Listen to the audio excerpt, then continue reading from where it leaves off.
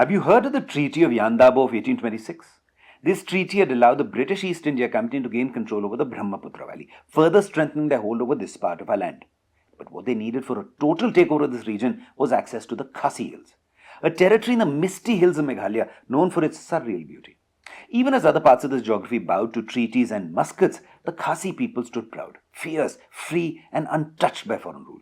And now the villains were in quintessential form, making wily moves to work their way into the Khasi territory. They intended to start with building a road connecting Sylhet with Guwahati, a path that would slice through the heart of Khasi land. This would make their position there unshakable. But they needed permission from him, Shri Tirot Singh, the tribal CM of Nongklao. Upon their guide's request, Shri Singh conferred with the Khasi elders and with their consent agreed to the East India Company's request. But he wanted something in return: the rightful restorations of his ancestral dwars, the passes into Assam. The East India Company agreed, or so they said. Work on the road began swiftly, but their deceit came as sharply.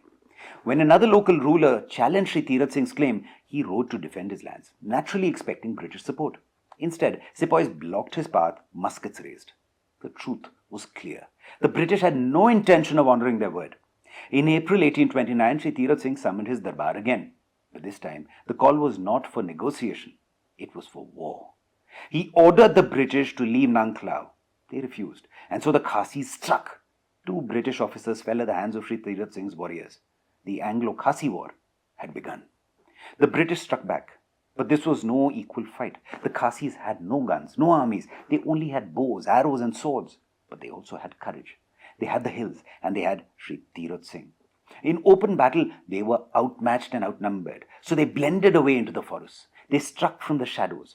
For 4 relentless years, they waged guerrilla war, turning every hill and tree into a fortress of resistance. Shri Tirot Singh leading his warriors throughout. And then the British had him cornered finally. Despite his careful planning, they encircled him and sprayed him with bullets. Wounded, bleeding profusely, he managed to slip away and find shelter in one of his safe spaces, a cave. Here he tended to his wounds and planned his return.